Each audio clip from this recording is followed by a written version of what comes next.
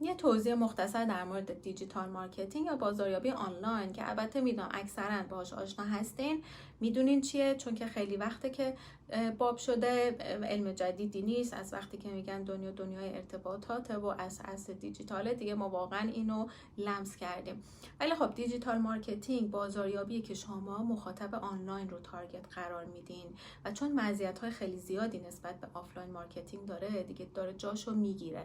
چرا؟ چون هزینه‌اش کمتره. شما نیاز به ابزار خاصی ندارین، یه گوشی، تبلت یا لپتاپ کافیه، از همه جای دنیا میتونین انجامش بدین و محدود به تایم خاصی نیستین. و به نظر من بزرگترین مزیتش اینه که شما مخاطب آنلاین خیلی زیادی دارین، یعنی میدونین که مخاطب آنلاین اونجا هستش و میتونین تارگت قرار بدین. مثلا فیسبوک الان 3 میلیارد نفر اکانت اکتیو داره، اینستاگرام، یوتیوب نزدیک 2.5 میلیارد نفر اکانت اکتیو دارن و این خیلی مزیت بزرگیه.